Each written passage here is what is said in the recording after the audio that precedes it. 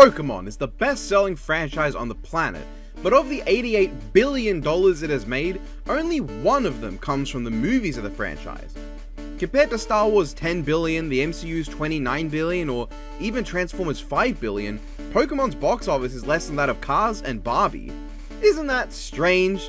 No, not particularly. Not when you look at the 24 anime films and realize how few of them even hit cinemas. Nearly half of that billion in box office is Detective Pikachu alone. But box office is rarely indicative of a movie's quality. I mean, just look at Godzilla Minus One in D&D Honor Amongst Thieves. They get steamrolled by 50 Shades of Grey. So I thought I would take a look at all 24 of them and rank them to date for you.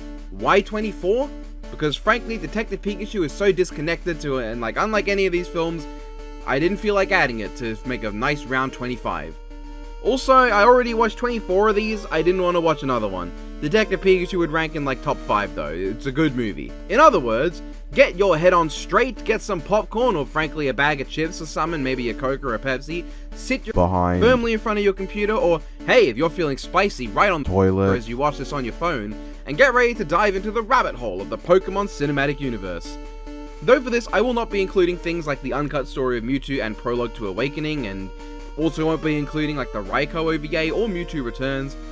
While I was working on this, I even found a particularly weird Prologue film. I don't even know how I'd rank it. I mean, you tell me. Presenting the world's strongest Pokemon trainer and world's strongest Pokemon, Mewtwo. That's weird. A Pokemon can't be a Pokemon trainer. Silence, weird squinty eye man.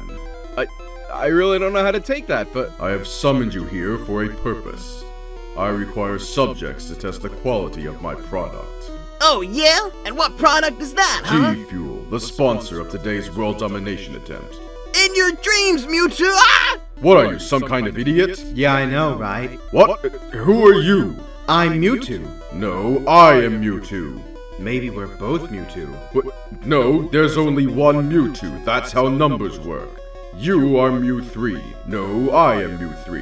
What the? You see, because I'm 3D and all, it is a pun on Who are you lot?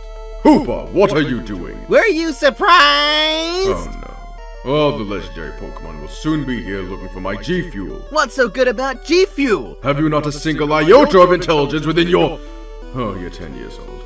G-Fuel is an all-in-one plant-based energy formula devised to amplify the abilities of the strongest breed of human.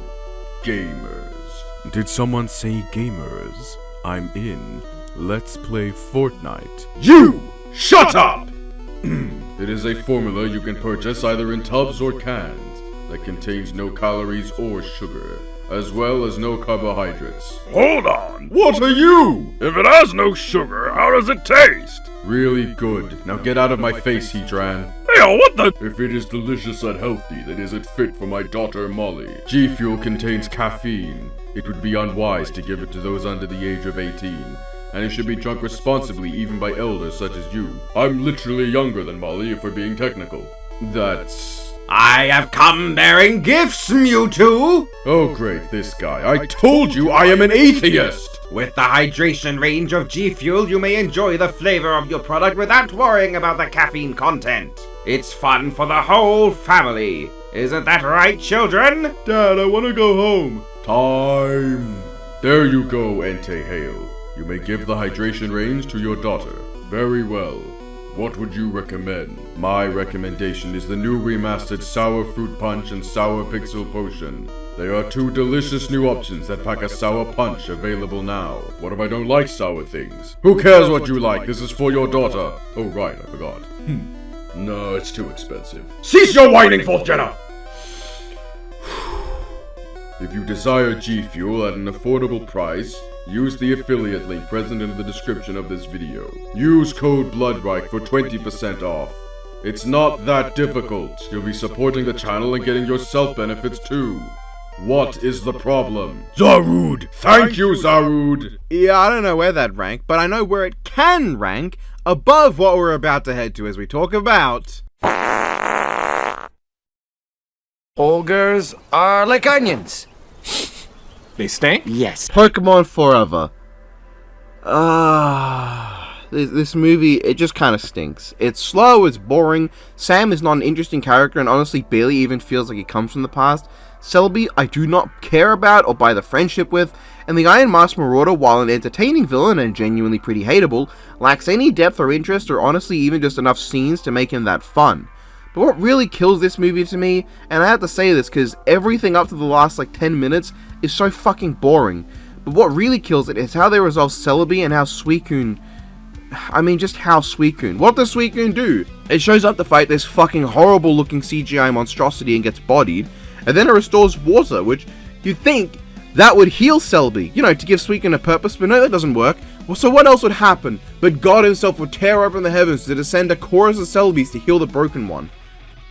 What the fuck? This is just shit writing. I know Celebi time travels and all, this could just be the same Celebi for different points in time, like he's trying to be Booster Gold, but no, this is lame, bad. Pokemon Forever is so hard to talk about because it's such a boring fucking movie where nothing happens. If it weren't for that ending, I would have literally nothing to say. Okay, let's kill him. Let's kill this guy. Let's beat him to death with hammers. Pokemon Ranger and the Temple of the Sea is somehow not terrible because of Manaphy, because Manaphy, or one of my least rated mythicals, is actually kind of likable. I think it's super cute, and I like its relationship with May. Not at first though, at first it was just kind of nothing of an entity. In fact, there's plenty to like in this movie. Phantom the Pirate is an enjoyable enough villain, Ranger Jackie is a fun character usually, and the ending is batshit insane. But the movie is bogged down by being so goddamn slow and meandering. It feels like nothing occurs for the majority of this film, and while that can apply to a lot of these movies, it's really noticeable in Temple of the Sea. There's no substance between when Manaphy hatches and when they get to the temple, and even at the temple is pretty just for the most of it. In fact, the entire film feels like it's building up to a big May moment, but then Ash just shoves her into a locker and does it himself, becoming King of the Season, going Super Saiyan, and still not managing to be able to take down Phantom on his own. At the same time, the ending where May lets Manaphy go is at least a little impactful. I did come to like Manaphy eventually, even though it took a while, but the rest of the ending? It could have been hilarious and emotionally powerful if it was May doing this, but no, this is just Ash fucking jumps up and down the water like a dolphin, and then nothing would improve Kyogre spawning in out of nowhere to save the day with a flaming hyper beam at a cyborg pirate. That is so random, it's hysterical. I couldn't help but react with, oh okay, Kyogre's here now. Fucking hilarious. But not necessarily good. That's this movie. Not necessarily good. Manaphy is fine, there are some nice scenes, the ending is really, really funny, but it's just slow and interesting and not really a movie I think I'll ever go back to. No! You dense, irritating miniature beast of burden! This may be an unpopular opinion, but Giratina and the Sky Warrior disappointed me to no end. I love Giratina, one of my all-time favorite legends, but and this was his film? That said, the start was incredibly hype.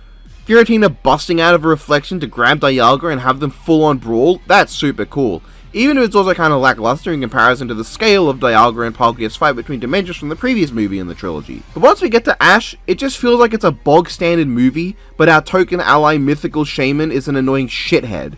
I have never wanted to kill a Pokemon more up until this point because Hooper is worse. And I understand Shaman's fears of being eaten because I would eat this little fucker. Shaman is all around an unpleasant character. I don't buy its character arc, I don't like it adds nothing. Compared to Darkrai in the prior film, it's no contest. Shaman does not compare. The villain, Zero, absolute jabroni. Total dork. I do not give a shit about this complete geezer with his C-tier Yu-Gi-Oh! Anime only filler arc side villain design. And his Mecha Giratina shit, what is that? Giratina itself also doesn't get to do anything, it just meanders around, and that's what the film does too. Teases us with the interesting Giratina stuff, then spends all of its time on dumbass Shaman. And then Giratina's there, and everyone befriends it because... I don't know, it's hilarious how out of place it is amongst its peers in the trilogy. And unfortunately a disappointment, because I rate both of the other films much higher. A quick shout out to Reggie Gigas and his randomly spawning in army of the boys. Because, when I think of Reggie Gigas, I associate him with Mamoswine. You're white with black stripes. You're black with white stripes. Victini and Reshiram, or whatever you want to call it, is a testament to lazy filmmaking. Not only because they decided to package the same film twice, but with which Pokemon is on whose side swapping with no difference and a new shiny between each film.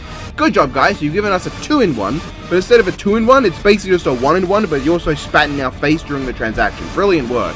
But not only is that lazy, The film itself is in almost every way just a lesser version of Jirachi Wishmaker. Our Moe Blob of a mythical is a lonely Pokemon stuck without friends for 1,000 years as the price for ensuring the world's continuation, until some guy wanting to use its power after coming across something in their cave of great importance comes around and causes it immense pain to fulfill his dream, only for that to go haywire and create a massive destructive force that could end the planet until the day is saved by our little dickhead here causing a giant space explosion.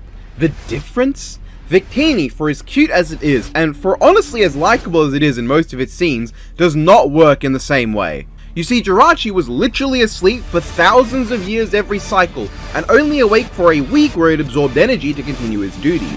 It never got to make friends, so when it makes friends with Max, it works as a plotline, and its choice to sacrifice its happiness to ensure that it can give Max and everyone a world they can live in for the rest of their lives is really heartwarming and touching as an ending. Victini is explicitly stated to have made friends over thousands of years, so pretty much every scene that would be touching instead ends up being, bro, your bestie died 1,000 years ago. You've had so many friends since then. Why are you lonely? What, do you only count human friends? What are you, a fucking racist or something? Are you iconic homophobic homosexual Dio Brando JoJo's Bizarre Adventure? What a stupid fucking thing to do. Cause now every scene with Victini is painted in the knowledge that it has plenty of friends. This isn't Victini acting this way because it's grieving all the friends it's had to lose over thousands of years either. No, this is just a Victini that is pretending to be lonely because it hasn't had a human to latch onto.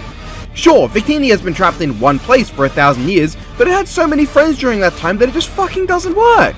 But even then, the ending could have been touching if there were any fucking consequences. Because after Victini seemingly dies, we get Ash mourning on a beach, and then fucking Ash just picks up a Macaron, shouts, "Victini, you love Macarons, come back!"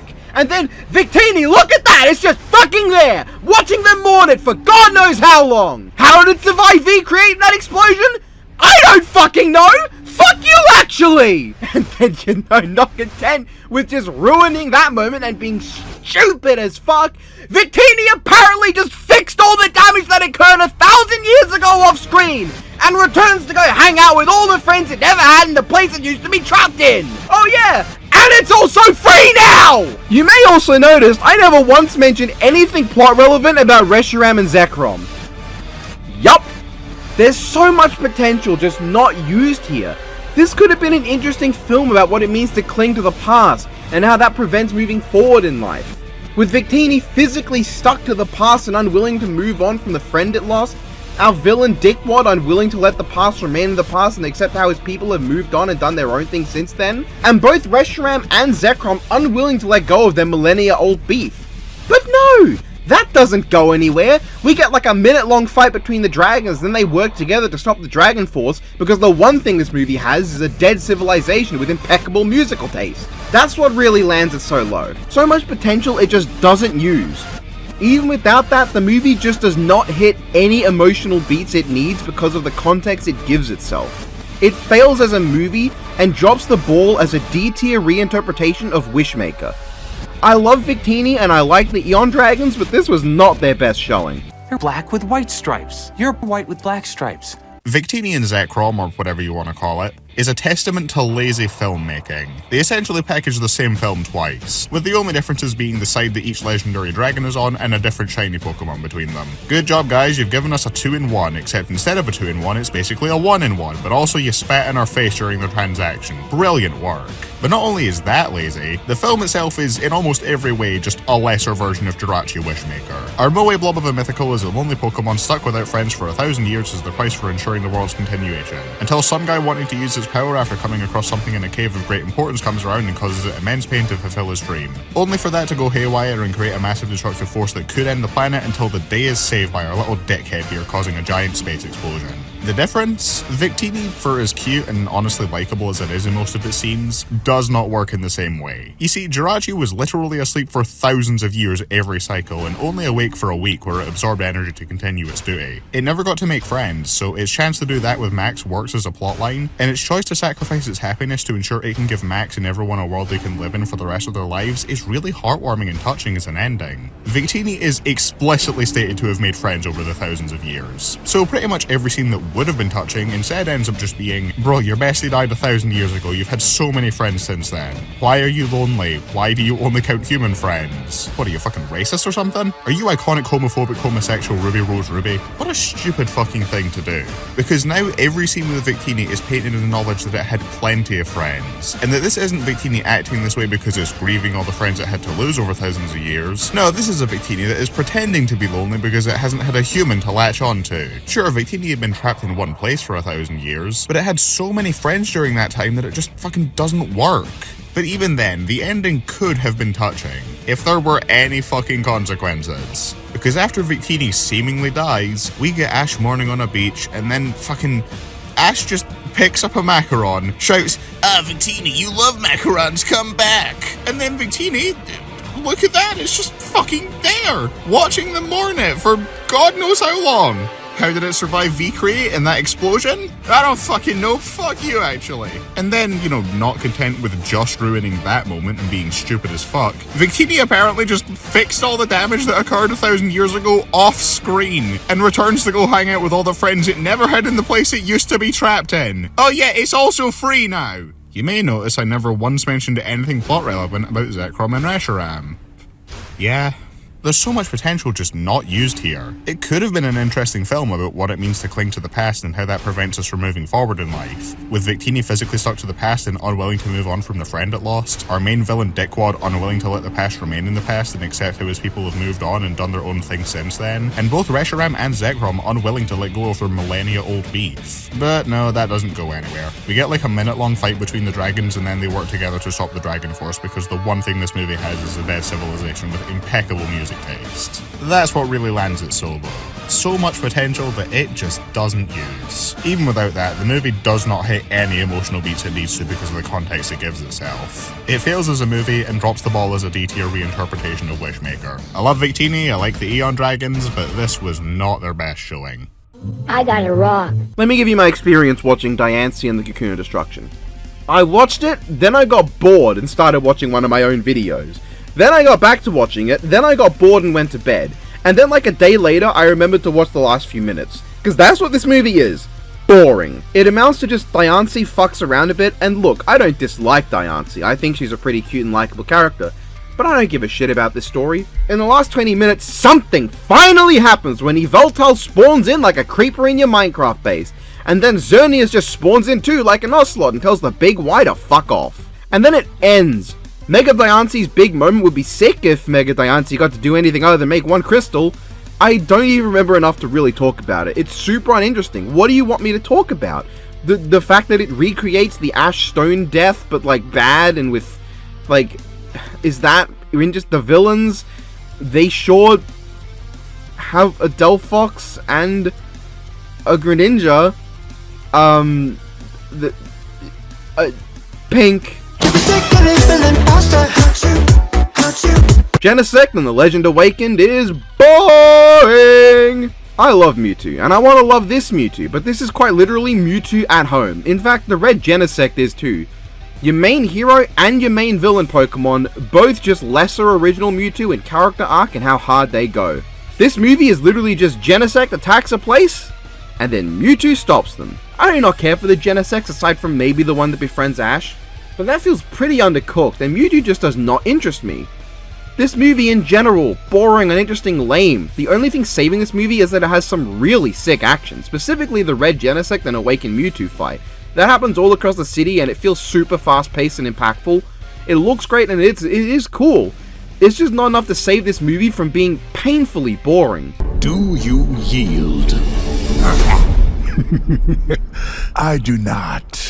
For all its flaws, it's remarkable how much Kyurem vs. the Swords of Justice does right to save itself from being that bad of a film. From the top, I really do not care for Keldeo or Kyurem, but the movie did one of them right. Keldeo is not that one. I do not like this guy. Not even because I think they actively goofed at his story within the film, but because I don't think they did enough to set it up. Keldeo's arc should work, but we don't really get to see its relationship with the Swords of Justice long enough before they're frozen to really have the moment where it realizes its problem was selfishness and not working with others to really set in. Because the main thing with Keldeo is that it's selfish, in the sense that, like, it just wants to be a sword of justice. It doesn't really care about working with the others, even though it is their friend. But there's just not enough to set up its arc of learning that was the problem. It's not as annoying as your standard mythical in these films, but it is aggravating, and I did want to punch it in the face for a while. Thankfully, Kyurem did that for me. And on the note of Kyurem, shockingly well handled, I felt. Kyurem is a Pokemon I struggle to take seriously because, I mean, just look at it. But making it into this unstoppable behemoth able to switch forms without needing the other two Eon Dragons, who relentlessly pursues our heroes all film, no-selling everything they have, and not even losing in the end, actually kinda works. It's genuinely pretty threatening and imposing, and with how often Pokemon just doesn't use Pokemon as villains in these movies, getting one and it being pretty good definitely gives this movie points. Its final battle with Keldeo was pretty cool, and while the moments emotionally didn't land for me, I do appreciate the ending where Keldeo chooses to save everyone over win the fight, and we get the impression that Kyurem isn't really that bad of a guy. It both wants and enjoys a good fight, but it also wants to make sure the Swords of Justice truly embody the heroic spirit they're meant to. Kyurem only gets annoyed with the Swords of Justice when they try to get in its way, and when Keldeo proves that it has the spirit of a hero, Kyurem's like, yeah, right, we cool.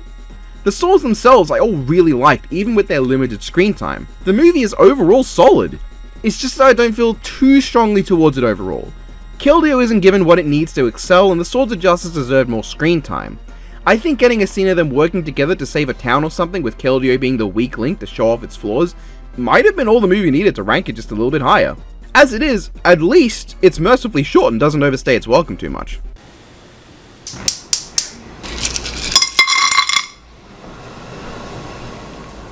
Water. Boiling water.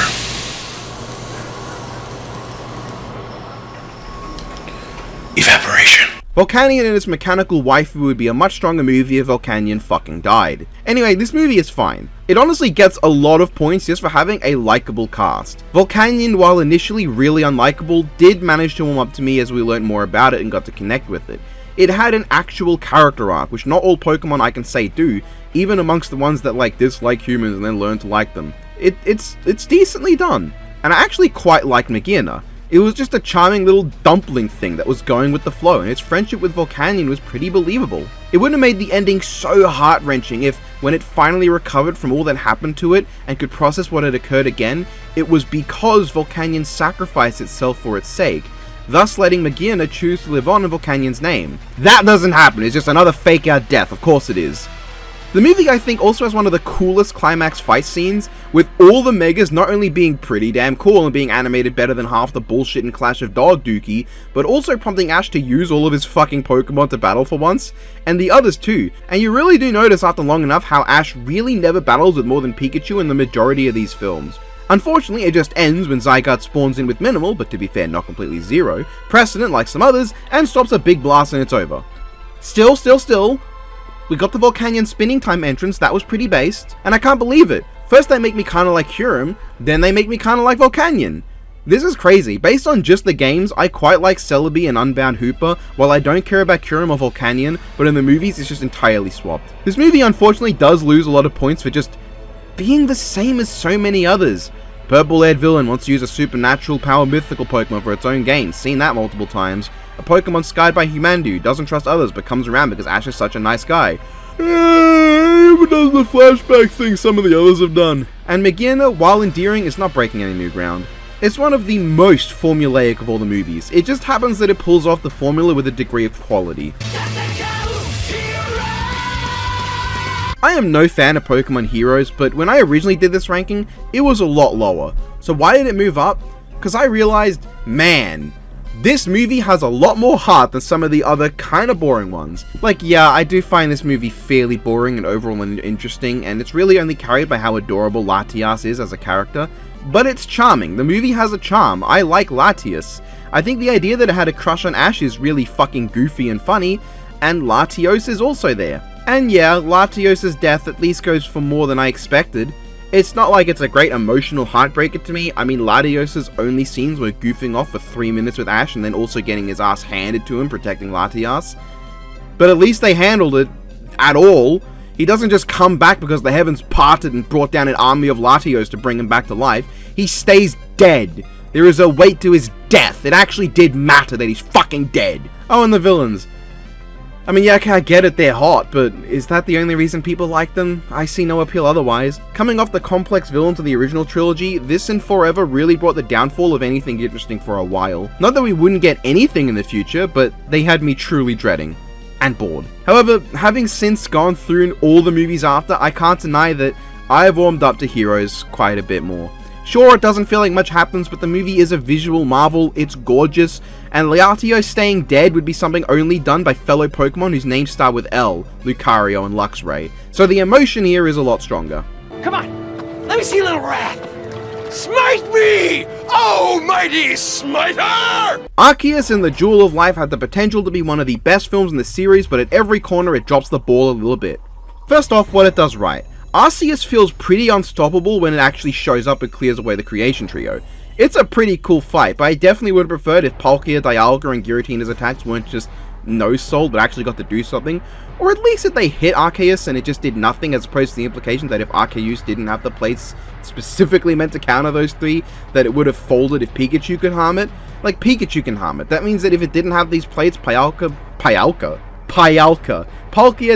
and Giratina would have just slapped its shit. The story I find actually super interesting. A scorned god, betrayed by its only friend, decides to destroy all of mankind in his fury. So powerful that everyone is already lost before Arceus even shows up. So Dialga sends our heroes back in time to undo the betrayal. It's really cool as an idea, and it sells the power of God itself when they've lost before it's even appeared. But I think what really brings it down to me is how undercooked Deimos and Marcus are. Deimos is the guy that supposedly betrayed God and was its only friend. Marcus is the villain that actually betrayed God, because of his belief that without the Jewel of Life Arceus gave the country, it would collapse without the ability to cultivate its land anymore, and he doesn't want to give it back. Two very interesting things going on, but they fumbled it in two ways. In Deimos' case, I felt like there was just not enough time given to its relationship with Jesus. Their friendship is not nearly as believable as I like. I don't feel for Arceus and understand why it got so pissed off, because we really didn't get to see much of their developing friendship. Marcus, meanwhile, just could have had more scenes to make his point clear, because he does have one. If some actual discussion was made about it, that could have been interesting. And I would have much preferred if it was Deimos' descendant who Arceus recognized at the end and made it stop, as opposed to just Ash. Because it feels like it should have been Sheena, the descendant of Deimos, who saved Christ at the end, because it would have been significantly more powerful if it was the descendant of Yahweh's only friend that was able to right the wrongs and clear the blood-stained name of her family instead of an unrelated guy. Also, Jehovah's voice, dub or sub, I think just isn't it. He either sounds like a whiny little dweeb or a cranky old man. Neither carry the sheer power I think befits a figure like Arceus. They're both fine when they do their softer voices, but the screeches just sound like, at best, what I'd expect Giratina to sound like if it could speak. Anyway, even with its problems, the movie gets a lot of credit for keeping me engaged. What we have is not a bad movie. It's got an enjoyable enough plot, likable enough characters, fun action, a well-paced storyline. It's a movie that kept me invested and didn't take forever to get going. Even though it didn't quite live up to all it had, I'm still satisfied with what I watched. I think an extra 20 minutes to flesh things out is all it would have taken to really raise this film higher and make its emotional moments hit a lot harder. Listen up, boy, or pornography starring your mother will be the second worst thing that happens to you today. Zoroark, Master of Illusions, is in a weird place where on one hand, I totally like a lot of what's in the movie. On the other, I can remember nothing that happens in the movie. This movie is hilariously forgettable. That said, when I look at my notes, they're not all that bad. Zoroark, our key player, is actually pretty likable. A good mother who does bad things to make sure her youngling is safe. And it's pretty genuinely heartbreaking to see her trying so hard to get to Zoroark, with the legendary beast understandably in a way thinking she was a bad guy. Though seeing a normal ass Pokemon give them so much trouble is slightly hysterical. What am I saying? This is a series where a Shieldon and a Wobbuffet could outdo a blast from Giratina. The villain too wasn't too bad. He has purple hair and all. And his plan is weird, but I get it. He's also deliciously evil, and it's honestly an emotional moment when he fucking kills Zoroark. It's kinda crazy to see a Pokemon just die on screen. And then Celebi fixes it. Fuck Celebi, that piece of shit, out here ruining all states. Get your bitch ass out of here so I can talk about what's good. Zoroark. Okay, Zoroark is annoying. I hate it. That's all. Zoroark is just obnoxious in every scene, deflating all tension and never really giving me an impression that it was actually worried for Zoroark, outside of a few scant moments. It's always dicking around like a discount hooper, and it's just like, I can't feel any tension when this is it deflates all impact and drama I could be feeling. As does, to an extent, the minor hilarity of our fake AI-generated new CGI villain plan. Still, it's cool to see Raikou finally show up, and shiny at that! And I can't deny, the final reveal that Zoro's seemingly innocuous attack on the villain destroyed the thing protecting him from illusions. Thus, the whole scene where he wins is revealed to have been an illusion designed to trick him into confessing to the world his villainy, destroying his future and plans, is a pretty cool sequence. The film does a lot right, it's just remarkable how forgettable it is. And I don't like Zoroark. I can't deny though, it has potential to be great, even if it often feels like discount Lucario in the Mystery of Mew. Come on, kid, pick me. I breathe fire. That's a lie. He only knows Scratch. I choose you! Is arguably the most interesting of these movies to talk about. I realize I didn't say that like Ash, I said that like Silver the Hedgehog, because it's not really like any of the others, and after sitting through 19 or 20 of the same fucking movie with different levels of source, it's nice to finally have a break in it all. But that said, I Choose You is similar to Jewel of Life in that it has so much potential, but drops the ball. The difference is that instead of dropping the ball on the track right into the decent tier, it dropped it into the genuinely fun track. Starting the story from the beginning again lets them recapture some of the magic of the original series. It has one of the best starts of any of these films. There's tons of personality and life. Ash has regressed to when I actually liked him, and his growing relationship with Pikachu, while only shown to us in one long montage, manages to be one of my favorite scenes of any in these films. Few things across this entire ranking made me smile as much as this montage of scenes from the original season, accompanied by a new rendition of the main theme. And this movie has some banging scenes in it, as well as some great fights thanks to the stunning animation. Easily one of the best on this entire ranking in that regard, and the other movies in this trilogy just surpass it. So we got some good looking movies that came out after Hooper and Volcanion. This movie, front to back, looks gorgeous, with beautiful shots and lighting that make everything pop and full of life. Yes, there are times where it looks a bit flat, but I think it's outshone by the times it looks really great. My big flaw with this movie is how undercooked a lot of it is. It feels like there's 2 movies worth of stuff that they've tried to cram together into a film with half a movie's worth of plot. The story amounts to just Ash wanting to find and fight Ho-Oh, and he sure does try that, but there's not much urgency here. It doesn't feel like much happens.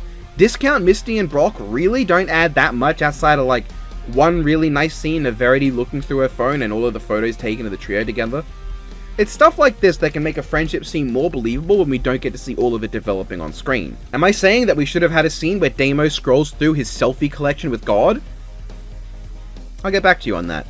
But while I can accept the new characters, even if I don't think they add anything new and unique to them that couldn't be pulled off by the old ones, who would have offered more just for the novelty of seeing them again, my real problem is with the Pokémon. While Pikachu and Ash are great together, and I do like refocusing the film on their dynamic, which I realize is just paraphrasing the way Schaefer also put it, Ash's other Pokemon are really just Charizard and Butterfree.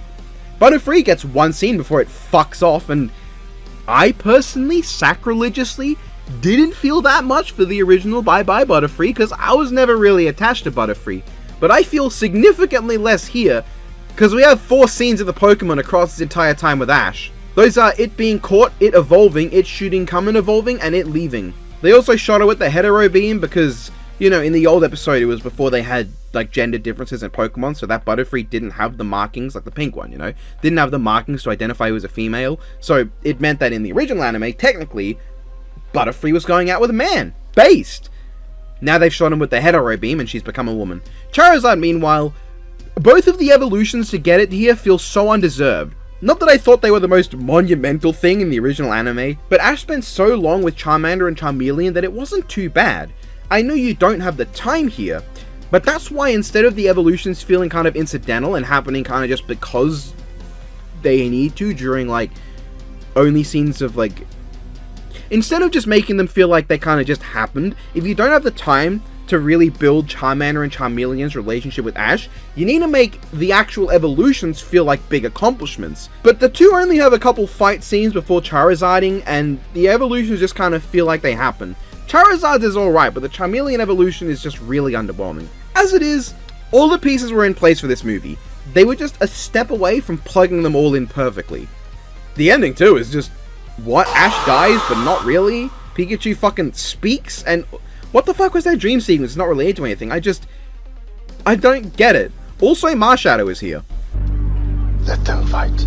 Destiny Deoxys is basically a goddamn kaiju film. I'm serious. Movie starts with a giant monster throwdown, one of its survivors becomes a main member of the movie's cast, the instigator shows up, and as a result the big monster that fought them in the intro shows up too for a rematch. It's just a kaiju film. And yeah, Destiny Deoxys does a lot right. Tori as a movie original character is one of the best non-villainous ones.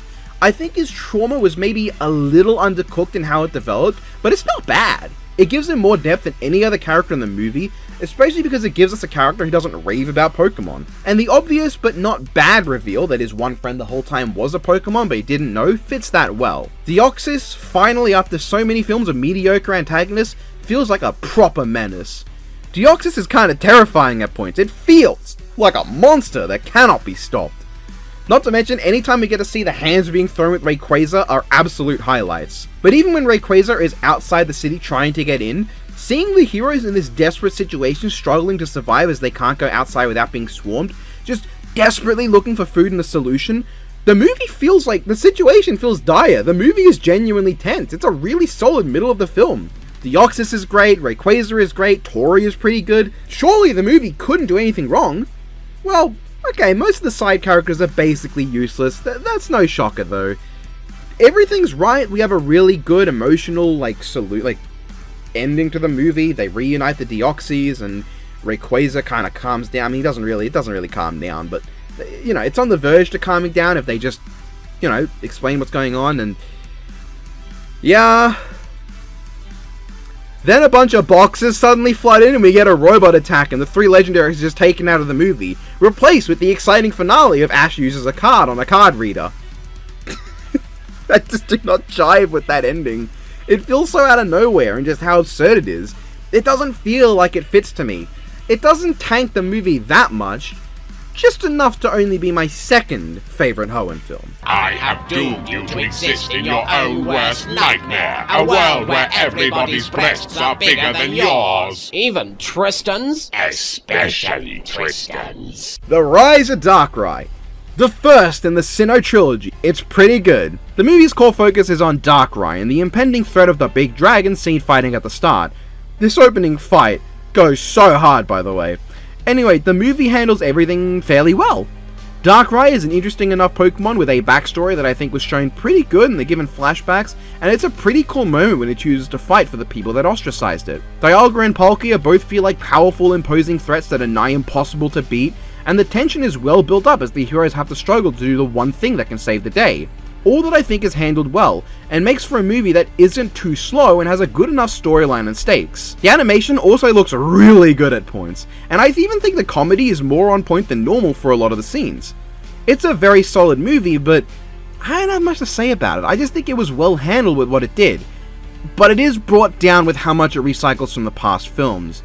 Like, Darkrai is just Deoxys again, but with hints of Lucario, and the whole plot is basically just Pokemon 2000, but instead of a human causing all the problems, it's God. So, it's Pokemon 2000, but with religion instead of science. It's a good movie, but I don't have much to say about it. I'm not sexist. Being sexist is wrong. Yeah.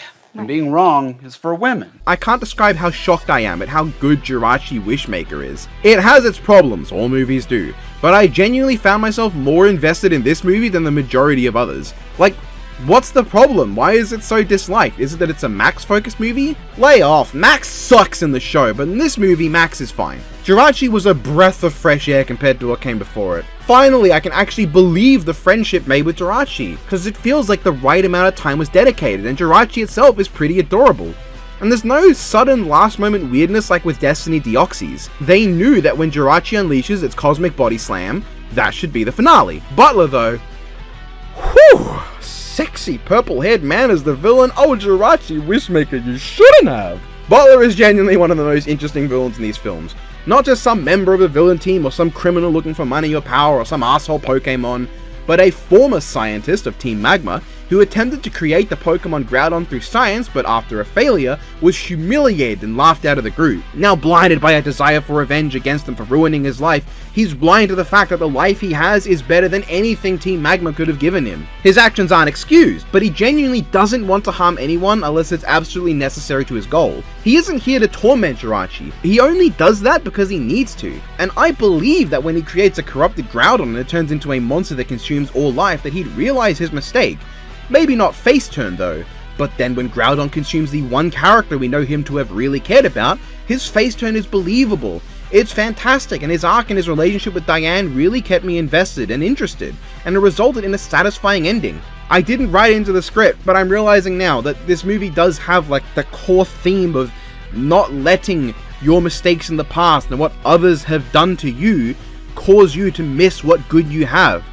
Sometimes losing out on things that you didn't realize were bad for you at the time can lead to good things in your future, and you need to be able to see that instead of dwelling on the past. It's actually a really solid message to the movie that I kind of didn't notice until thinking about it again, recording this. And I guess I should give Rise of Darkrai credit. Don't ostracize people just because they seem scary or creepy or anything. People deserve to be treated equally. Credit to Rise of Darkrai as well. Jirachi Wishmaker is a simple movie, but it's a movie that does what it aims to do very well. There are almost no major pitfalls to it. Hell, complain about Max all you want, but at least he has a role in this movie and isn't just a background character. He's important to the film and he's not unlikable. And the ending with Jirachi, where it chooses to give away its own happiness to make sure that Max can live happily in a world full of life and all of its friends can too, knowing for a fact that Jirachi will never get to see them again. I hit the mic.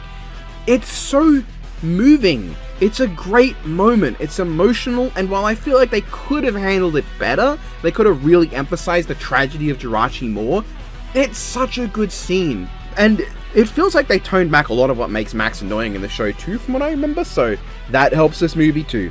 Also, misogynistic Jirachi. I thought The Power of Us would be a retelling of Power of One, but no, it's its own story, and a damn good one at that. This Pokemon film is probably the least like a Pokemon film of them all. This movie is not about some crazy important Pokemon or some dramatic storyline or quest. No, it's a movie where the sole focus is on the lives of the people within the Pokemon world. In that regard, it does a fantastic job, and it's arguably the closest movie we have to actively representing the games. Which I know is weird, because in the games you do have a quest, you do have a goal, and it's all about battling and raising your Pokemon, which isn't really in The Power of Us. When I think about a game like Pokemon Scarlet, where there is a lot of time dedicated to just the lives that people live in the Pokemon world, this movie does reflect that. I was invested in almost every major character in this film, who all are surprisingly well fleshed out, and I loved each character getting their own resolution. While Ash is the protagonist and doesn't have much of an arc or really anything going on, every other human character is likable and entertaining, and got to see proper fully fledged character arcs. Would you believe it? Risa? Wait, they took a character who in Japanese was named Lisa and called her Risa? It's gonna take a second. Oh my god, why would they do that? Was a former star track runner at high school who suffered an injury that damaged her self-esteem and ability to run. She tries to become a Pokemon trainer, metaphorically running away from her past, and after getting an Eevee with Ash's help, sees it get injured due to her refusal to run, and at the end, when seeing how Eevee, even when injured, refuses to give up, is able to overcome her problems and her mental hang-ups for the sake of her friends and Pokemon, and gets the job done. Callahan is a con artist who pretends to be the world's greatest trainer to cheer up his niece, who suffers from a weak constitution due to an unknown illness from birth, wanting to just cheer her up and make her happy and not think about her illness. When he gets outed and believes he's failed her, he loses the will to do anything, until a Sudowoodo, a Pokemon defined by faking, helps him realize that all he needs to do is stop pretending. Just because something seems like it's faking, doesn't always mean it is, and he has it in him to become the man that his niece already thinks he is to save the day. Torian? That's not his name. Tauren is a scientist who loves Pokemon, but struggles to speak his mind and is easily flustered and nervous and all over the place. But when push comes to shove and he sees how hard everyone is trying, he pours out his heart to get everyone in his lab on his side, and they come around to help him. And Harriet, the cranky old lady who gets infected with the accidental Riz juice and surrounded by Pokemon all film, who seems to just hate Pokemon being around her for no reason, turns out to have been there in the inciting incident 50 years ago, a big fuck off fire, where she lost her Snubbull in it because she couldn't reach far enough. Instead of acknowledging the sacrifice of her Snubbull, all she acknowledges is her own failure to save her friend, and not wanting to feel the pain of letting down everyone again, she comes to realize eventually that her Snubbull did not give its life so she could be a cranky woman for the rest of hers, and she uses the key that it sacrificed itself to give her to help everyone. It's a great set of characters with their own emotional resolutions. This is what I want in Pokemon films. Ash doesn't always need to have much of an arc, and let's be honest, never gets one, even in the show. But Ash is in the show. He doesn't need to be the main star of the character work in these films. It's the unique characters that will only exist in these movies that you need to focus your time on. And this movie does that spectacularly, showing off not only a bunch of characters with their own arcs and development, but connecting each one in some way to our relationship with Pokemon. I say our, because I guess I'm invested in this movie when I should be saying that their interaction with Pokemon. Reese's whole arc is connected to partner Pokemon, Callahan to Pokemon, they represent the person, Tauren to his overall love for Pokemon, and Harriet for the pain of losing Pokemon. And there isn't some big villain or anything. Team Rocket just fucked up after an actually successful heist and release a big gas that everyone needs to work together to stop. Namely, to get the big flame at the center that calls Lugia to their town back in place, which was taken because a girl wanted to stop a festival that exists to persecute Zoroark, a Pokemon that saved her life and is unfairly blamed for what it didn't do. A very natural sequence of events, and allows the spawning in Legendary to actually be very well set up. For Lugia's second time! Crazy! Sadly, Zoroark ends up being kind of just there. It is a rehash of what we've seen before many times. It's cool, its fight is cool, but it's one of the lower ends of the movie.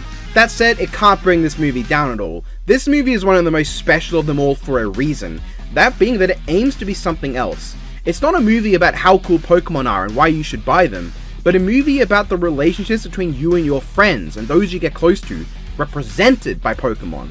It shows you how people you know can give you clarity on who you are, on what you are as an individual. The people around you motivate you to improve, to help you get through your problems. They're there so you can always take the next step forward. That's what this movie is all about, and for that, I love it.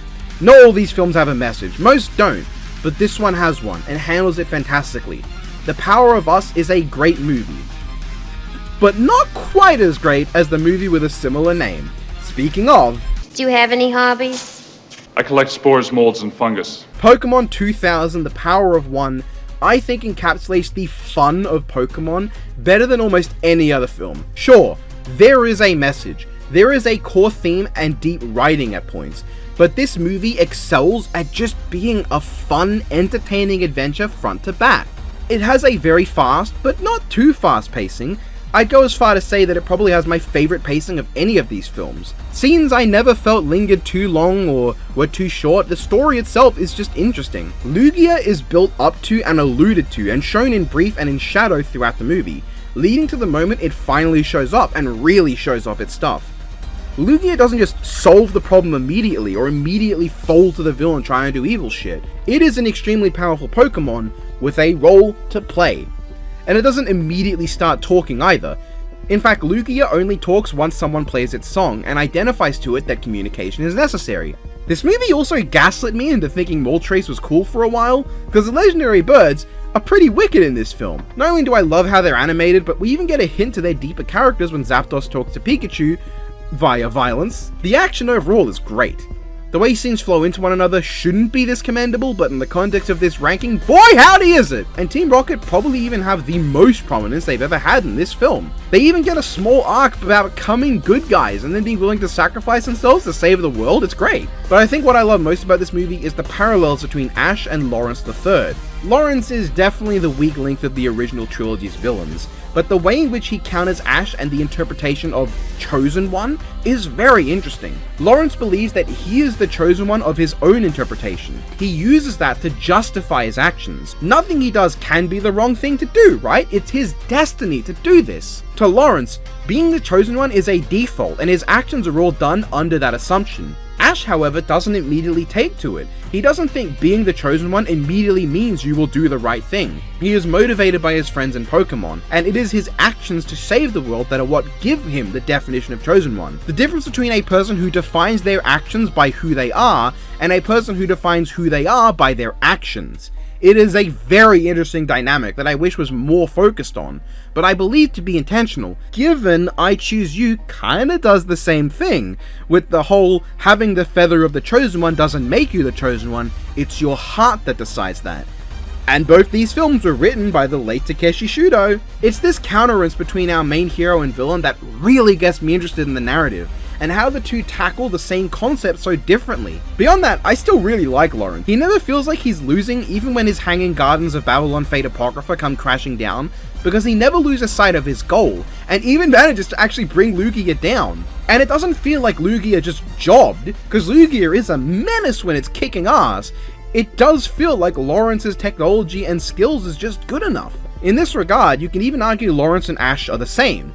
Both refuse to give up and refuse to let themselves fail, but it is who you are on the inside that really matters. From beginning to end, Pokemon 2000 is in my opinion the weakest of the original 3 films, but it is still an absolute banger. It may not have the same amount of character depth as Power of Us, a villain as developed as Wishmaker's Butler, or a Pokemon with as much interest in its character like Darkrai, but overall it is one of the most fun movies and one of the easiest watches.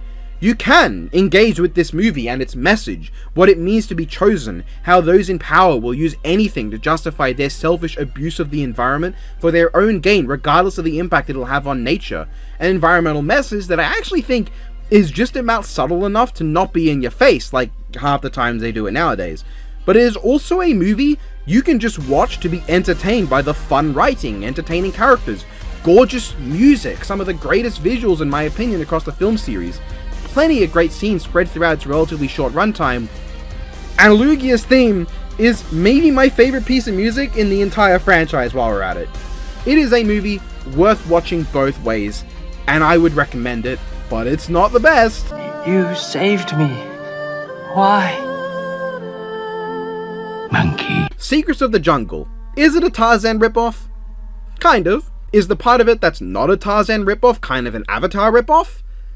Also kind of, but does that make it a bad movie? Not in the slightest, because while plenty of this film can be traced back to other films, it's got enough to it that's unique.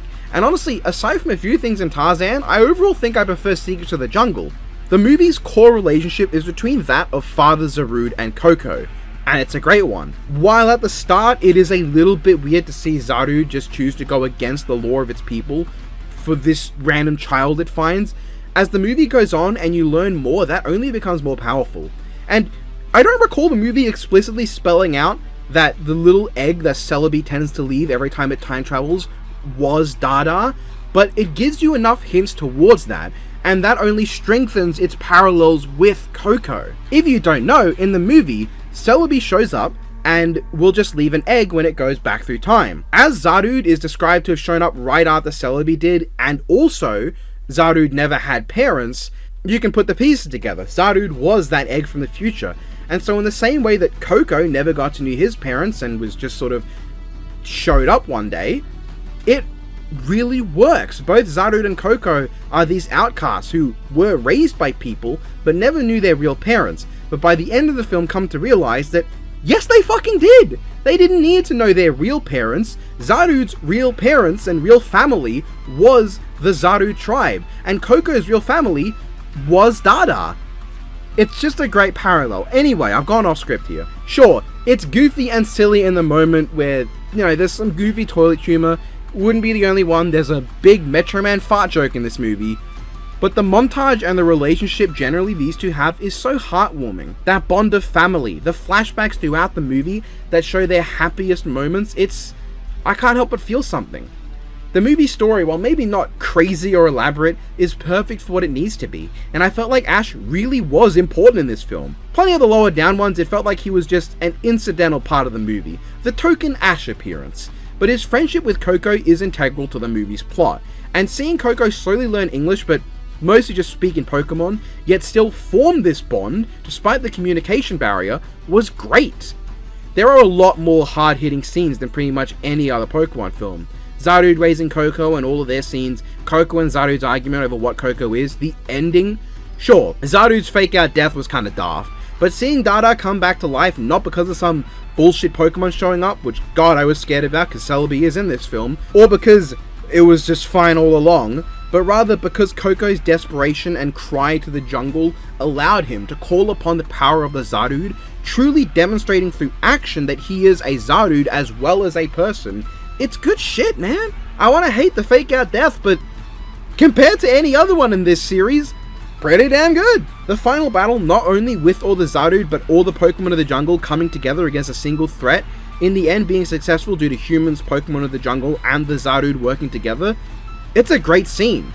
And I like how, despite the obvious grudge the Alpha Zarude still holds, it's almost immediately able to put that aside for the sake of the jungle and work alongside Dada Zarude to fight the threat. We don't get to see too much of the Alpha, but it does help paint that they're actually a fairly reasonable authority figure as the Alpha of the Zarude, second only to the Elder. It shows that while you can interpret the Alpha as kind of irresponsible in how aggressive it is, it's heads on right. And the animation, oh my god. Along with the original trilogy and a handful of other films, this has to be in the running for the most gorgeous of all the movies. Everything is so satisfying to watch, and the compositing work is solid. While there isn't as much overall character development as Power of Us or anything, the fewer but more solidly developed characters between Coco and his father makes for a very satisfying movie. I feel good watching this film, it makes me happy and do a smile. Zarude and Coco realizing how this rift between them and the question of if Coco is a Zarude or human doesn't matter, because before Coco is either, he is Zarude's son, and how Zarude learns that he was a father this whole time. He wasn't just taking the place of Coco's father, he was the father. And realizing what being a father means as an individual who never had one, it melts your heart to see them come together and accept that and just be a family again.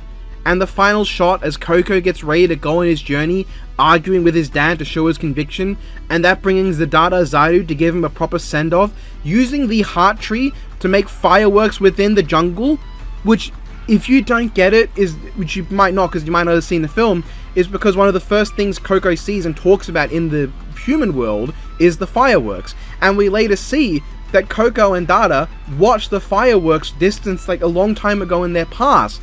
So Zarude bringing it back, standing with all the other Zarude united once more to give Coco that goodbye.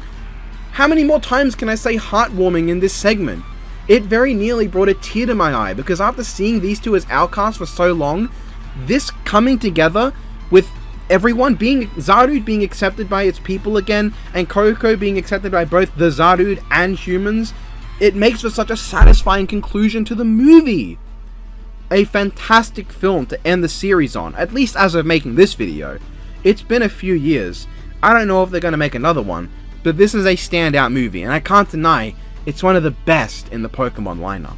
You might know everything I'm going to do, but that's not going to help you, since I know everything you're going to do! Strange, isn't it? I'm not one who generally gets bothered by the whole dub versus sub debate, but Mewtwo Strikes Back is one of the biggest examples of a movie that got butchered in the dub. In fact, I dare say if I ranked it based on the dub, this would be like 10 spots lower, because it's a complete bastardization of how good this movie really is. Mewtwo Strikes Back is one of the classics, you know? One of that classic original trilogy, and to me, the one that I personally connect with the most. In many ways, the movie is fairly standard. It's a film where Ash swims to an island, he talks to Mewtwo, and then all hell breaks loose until Mew shows up, and then the rest of hell shows up to join the party too. But what carries this movie is Mewtwo. Before Ash even shows up, this movie captures and captivates, with a character that has a very simple idea executed phenomenally. Mewtwo has no idea what it is, why it is, who it wants to be. It's lost in its inability to understand itself, and chooses to strike back against those it resents, its creators, giving us an antagonist who isn't villainous as much as ambiguous in alignment and uncertain in morality. It was a fantastic choice to pivot towards a less childish, big motion picture feel. A lot of later films can feel like extended episodes of the anime, but the first three, more than almost any other, feel like movies, like events. And a lot of that comes down to how well Mewtwo and its character arc is handled, and how the future films would continue developing their characters. It wants to prove itself to itself. all while not aware that the only one forcing it to let what it is determine who it is itself. And meeting a human who saw no difference between clone and originals makes it realize its own hubris. It so proudly declared it was not a Pokemon because it was created, but perhaps it was wrong. It opens up many possibilities on where to go from there, and that only really comes back in Mewtwo Returns and one episode of Journeys, which, hey, they're not being talked about here, but they're pretty cool. Mewtwo's conflicts are the emotional core of the movie, and while that does to some extent leave everyone else without much to do, I think the way they play into it matters just as much. Every one of these trainers is bonded to their Pokemon, something that Mewtwo cannot see.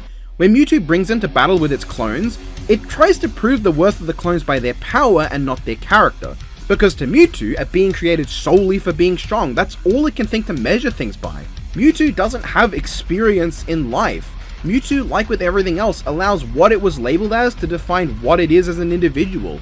In stark contrast to Mew. Mew doesn't let its nature as the progenitor and big daddy of all Pokemon define how it acts. You might expect it to be like a serious, wise individual, but it's a silly little goofball. Sure, it flies over to help resolve the problem, but it goofs around, it has fun. It chooses to follow Team Rocket and learn more about Mewtwo before acting against it. Unlike Mewtwo, who doesn't really care who Mew is, just what Mew is. That is the whole thing with Mewtwo. Due to how others have treated and talked about it, its eyes only see what things are and not who they are. Eyes that see not beyond the surface of any individual. And it's in breaking through that and coming to see that there is something more that changes its heart. And I appreciate that Mewtwo doesn't immediately turn to a good guy, at least in the original Japanese. Mewtwo was always only ambiguously a villain, so its change into someone willing to see things from a different perspective is not so out of nowhere. It's heartwarming that the moment Mewtwo sees that another path does exist, it immediately rushes to follow that path. Mewtwo never wanted this. Mewtwo never wanted to be defined by those that created him, but it didn't see that it was allowing itself to do that. When it sees provably that it can be different, there's no choice in Mewtwo's mind. It doesn't choose to become a good guy, because that implies that in its mind there was ever a choice. It chooses to find itself, and to do that, it has to stop what it's doing. Mewtwo doesn't suddenly become good and fix everything.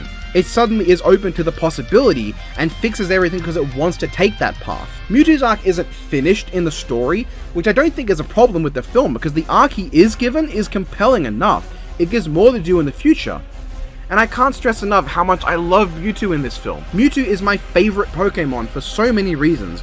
One of which is this movie, and how I connect to Mewtwo in some of its struggles. Obviously not to a literal degree, but I think people who require things to be as literally human as possible are missing a whole array of emotional beats possible in film and media. That I can find parallels between how I feel and how Mewtwo does, not only does that show me that I can connect with this character, but if anything, it proves the point of the ending of this movie, that what someone is doesn't define who they is. It doesn't matter if you're an almighty god-tier powerhouse Pokemon, or a loser Australian goon who makes his living on talking about cartoons on the internet.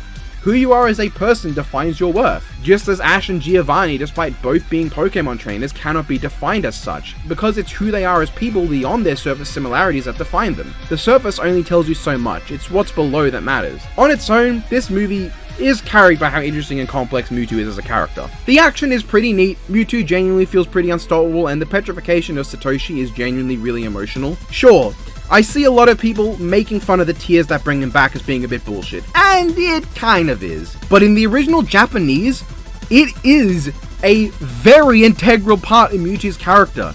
Mewtwo seeing that the tears of the clones are no different to the tears of the originals is part of what changes its mind and opens its eyes. That is important to the plot. I am defending the Pokemon crying scene. Sure, the movie has its problems. Not a lot happens for a bit of it. It falls into some of the same pitfalls as most of these other movies where the only relevant human is Ash, but it's a standout to me. A great start to this absurdly mixed bag of a movie series. This is personally my favorite Pokemon film, but I can't exactly rank it higher than here. And part of that is because the uncut story of Mewtwo is not in the film itself, so yeah. While Mewtwo Strikes Back is my favorite of the Pokemon films, I can't deny Spell of the Unown is the best of the original trilogy. In every way, this movie's a great time. On just a service level, this movie has, in my opinion, the best animation of them all. Everything looks gorgeous. The shading is beautiful, the lighting is great, the effects are phenomenal. Everything in this movie looks stunning. even the kind of shitty looking stuff like the CGI for the Unown ends up fitting perfectly. They're meant to look out of place and unnerving. This awkward, kind of creepy 3D look is probably intentional because it enhances the otherworldly and unnatural feeling they have. In fact, given these guys are just letters with eyeballs, I think if they were in 2D, they would look a lot worse. But what I think really makes this movie can be summed up in two phrases: character usage and character depth. On the first thing, throughout a lot of these movies, rarely do most of the characters matter. You're lucky if Ash plays a huge role that isn't token protagonist, and a role that's connected to any of his character traits beyond "I love Pokémon," a trait that could be fulfilled by any of the blank slates that we play as in the games. This film though, to an extent even greater than its predecessor 2, has Ash and all the major characters have something to do. In Strikes Back, all the Pokemon are present in the final battle. In 2000, they all amp Ash up, and Oak's exposition dump to the news is actually extremely well integrated to the film, I forgot to mention. Very well done. But in Spell of the Unknown, Brock and Misty play a role in giving Ash the time to actually get to his objective. Their fights are pretty fun. I mean, Brock's is just okay, but Misty's has some really fun bits of animation. It's not a huge role, but the fact that they're not playing huge roles, yet still have roles, kinda just shows that the other films really dropped the ball. And beyond them, more of Ash's Pokemon than just Pikachu has something to do. Charizard's battle with Entei is arguably the most hype and sick-ass fight in the entire film series, and even the likes of Totodile and Cyndaquil have important parts to play in helping everyone get through the obstacles of the journey. It both makes Ash feel more like a trainer who uses his Pokemon, but also makes the whole familial aspect of Ash's team hit harder, which of course leads us to Molly, a great central antagonist, because despite being a whining kid, she never feels annoying or like she's a terrible person. From her point of view, this is a dream world. No harm that comes to anyone is real, it's a dream. So it makes sense that she's not concerned and she's just happy to be here. When people get hurt, it eventually builds up to a point where she stops it all, believably so, and tries to help everyone fix what the Unown have done. Because enough has gone down that has convinced her this is wrong. Her grief towards the loss of both her mother and her father plays very well as the central emotional core of the film. Her emotional explosion near the end at the idea of losing this perfect world where she gets to be with her family hits hard. But what hits even harder is the ending of her arc, having to accept her father leaving her. This time, when she's confronted directly with the loss of her father, she's able to accept it, to accept that what happens, happens. She needs to live her life instead of dwell on the hypotheticals of what might have been. And Entei's big arrival and willingness to help just adds to that. This easily could have gone the route of Entei as a tool of the Unown, and her letting go of Entei as her having to help them kill him, but it hits a lot harder not doing that. Arguably, it makes little sense, as he's meant to be made by the Unown, but who cares if it doesn't make as much sense? Emotionally, it massively increases the impact of the finale that Entei really is like a father to her. He really does see her as a daughter that he needs to protect. For as much as most people write off these movies as just for children and Pokemon fans, this movie has a genuinely powerful message delivered incredibly well, just like the few before it on this list, and it should be recognized for that. Molly isn't one of your Pharaoh Ramses tier antagonists when it comes to depth or anything, but she doesn't need to be to hit home with what she represents and the message she carries. Add to that the simple fun of the action and having actual Pokemon battling as part of the movie, what an insane concept, and even giving Ash's mom a central role is just so good. That said, a few things do mar it. The ending of the film, with the reveal that Molly's dad has come back, that's interesting. I could have lived with it though. If the ending message was contextualized as she accepts that her mother is gone and moves on, and she accepts that her father won't literally always be there, and that his never faltering unconditional love that never changes just because he's away, might have been fine, because the message would go two ways. You don't need to wish your parents are better, because as long as they love you and are trying their best, there's nothing more to ask for, alongside the message that loss is a part of life, and you will only bring yourself and others down if you refuse to ever move on and only dwell on the past.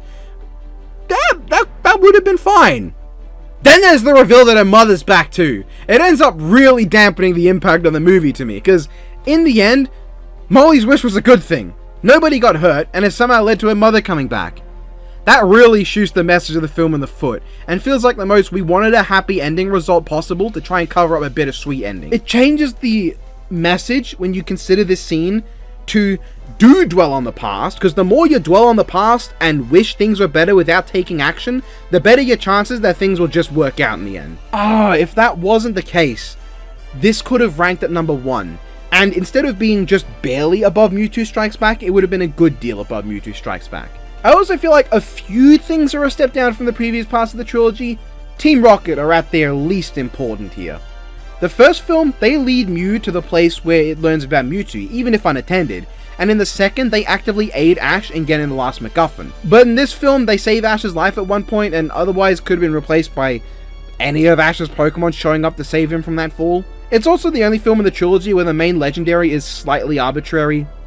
Entei technically could have been replaced with Raikou, but I guess with that said, making Molly's dad bear a physical resemblance to Raikou would have been a lot sillier looking, so never mind, that's fine. This is still a great film though, with a solid message that, even though it stabs that message in the back at the end, is still good. It's a movie I overall recommend to anybody, Pokemon fan or not. So what surpassed it? Nice hat, dork. You look like a duck. Lucario and the Mystery of Mew, what a shock to see you here.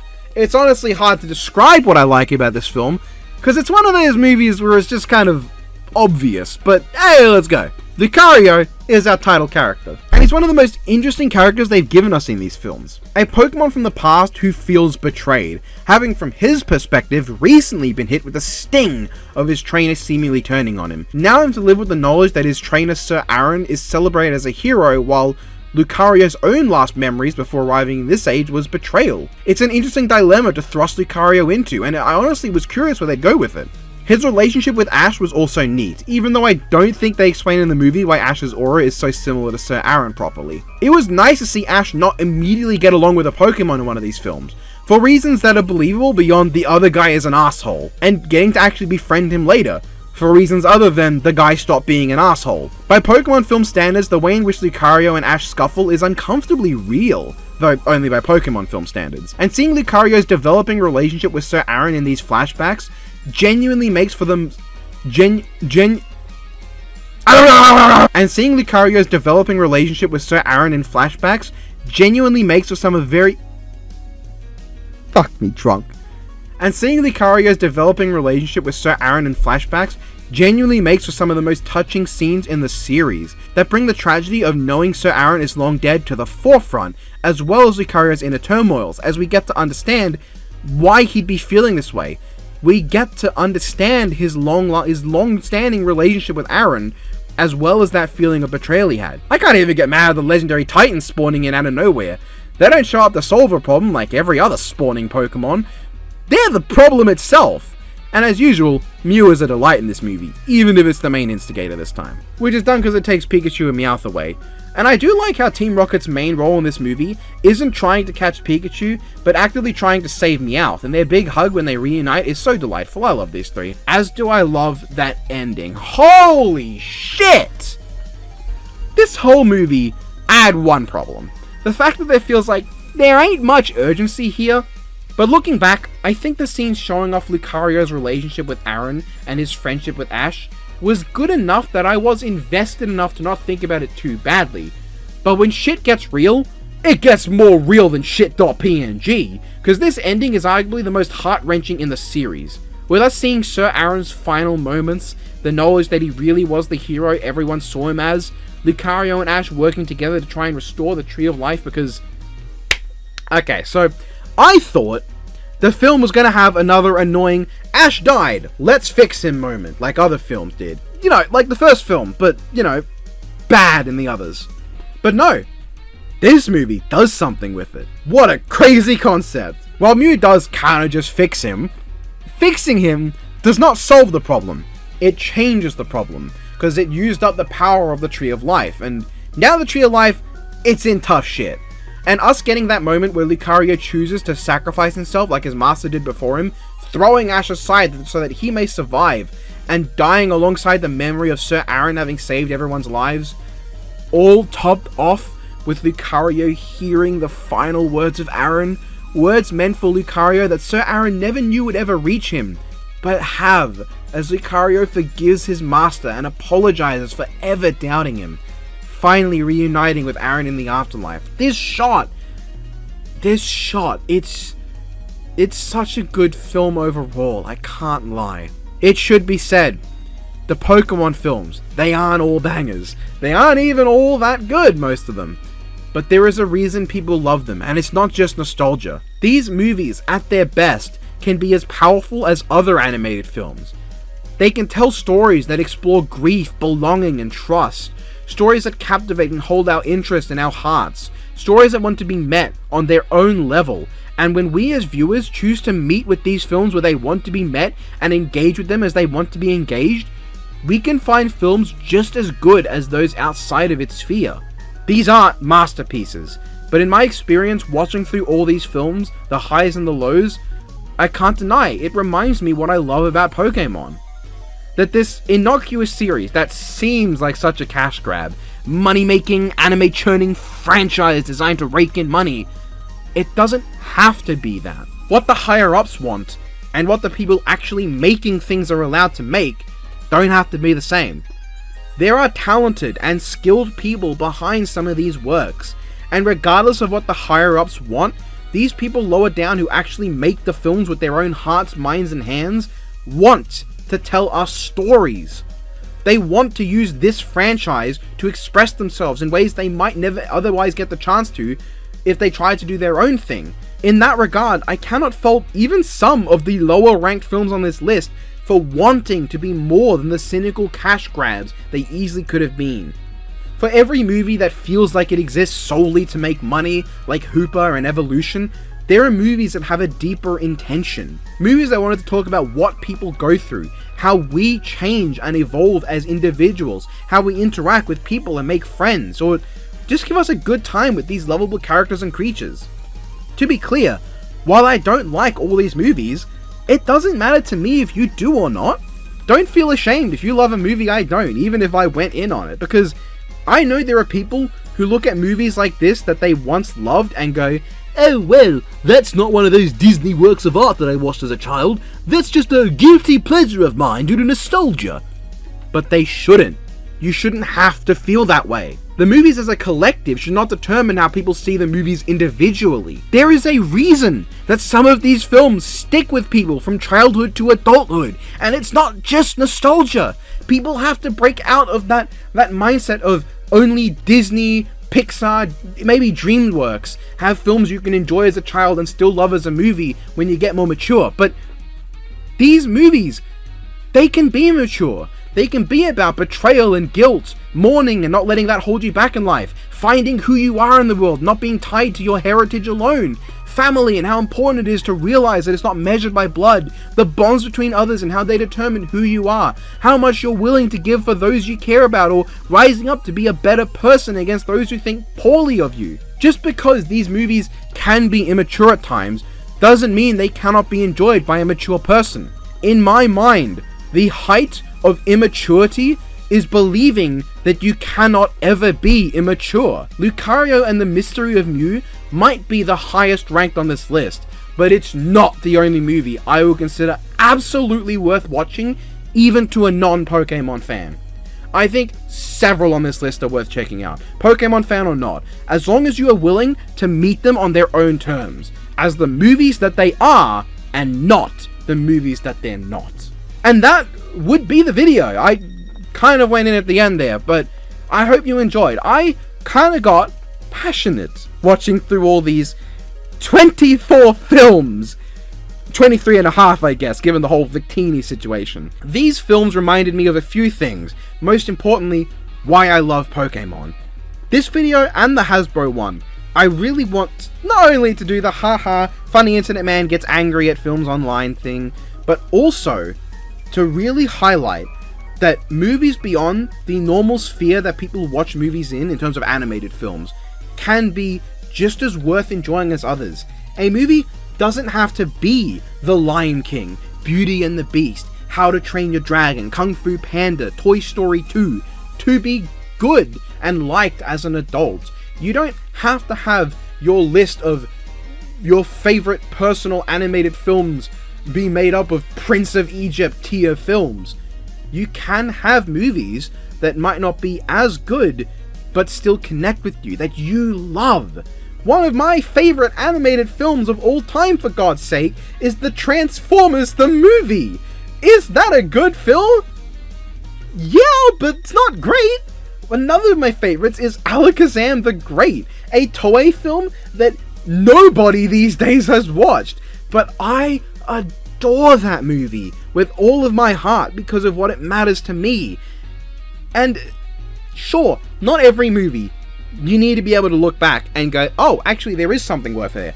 You can enjoy movies that aren't great. That's fine.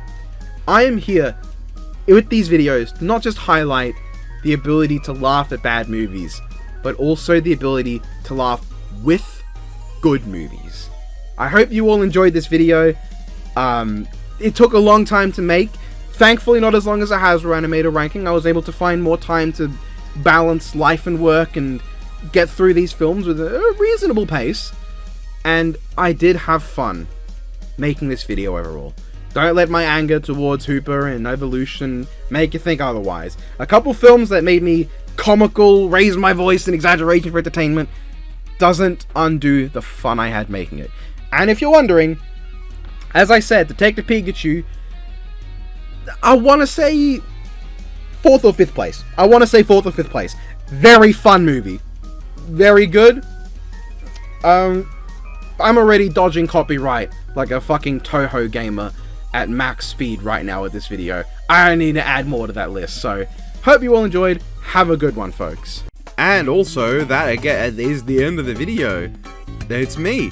I'm Nemesis, not a VTuber. Thank you to all my amazing patrons scrolling by right now. You're all very helpful.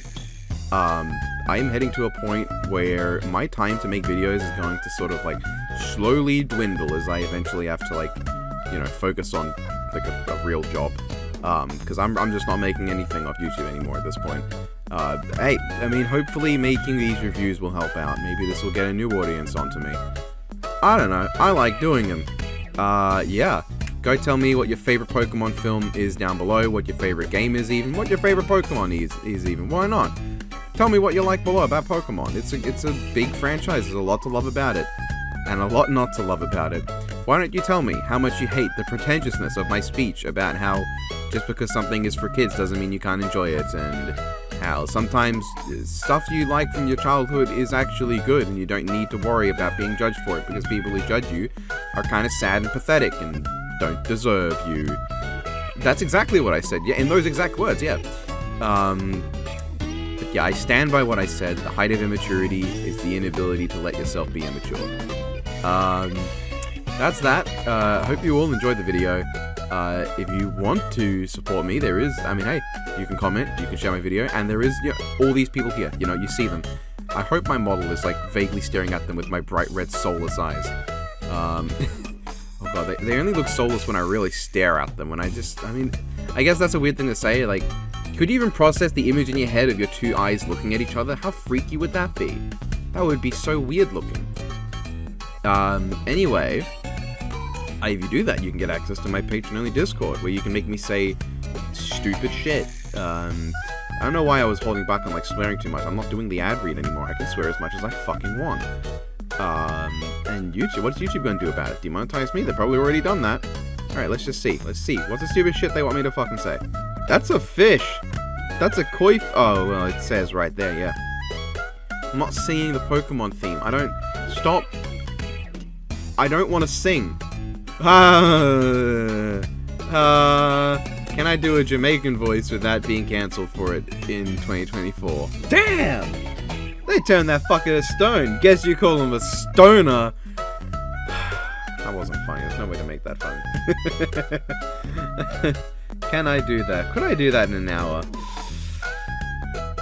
God, yeah, but I probably, like, play with, like, you know, the thing in the back of your mouth. I have to bath it back all up. There's too much. I could probably get through that. The drinks, though. The drinks is going to be the hard part for me. The burgers, I could scoff that down, no problem. The chips look very burnt. I don't know where this is.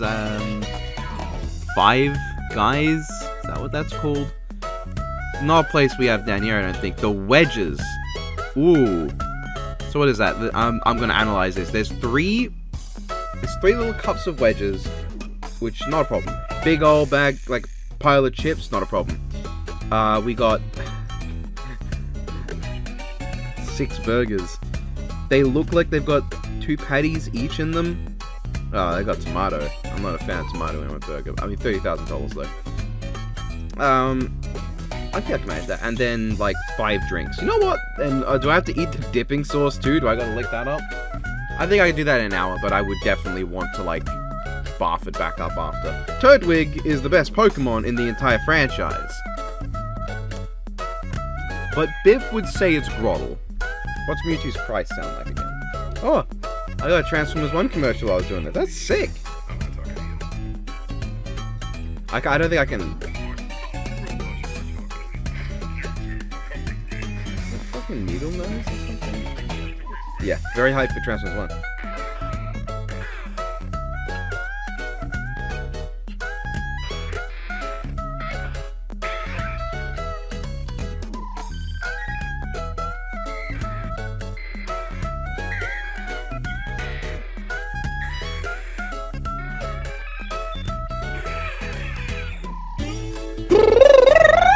Is that it?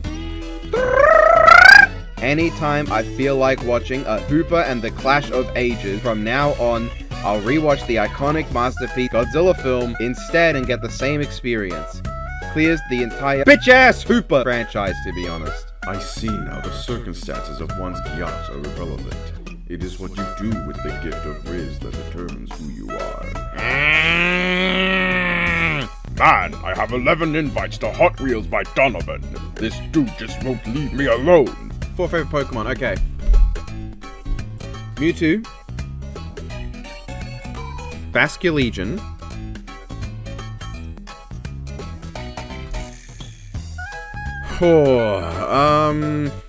Koraidon.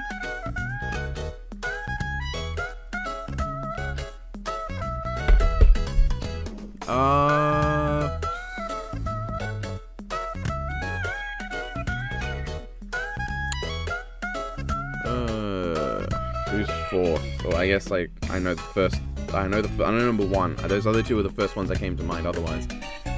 You know, there's Swinub, there is just Basculin, Blue Stripe, Shiny specifically. Rayquaza, very high up there. It's hard, you know, 4 favorite Pokemon. I don't really...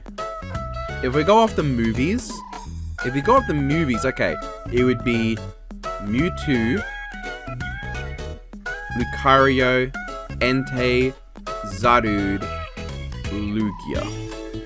Which is very just already close to the order of their actual movies.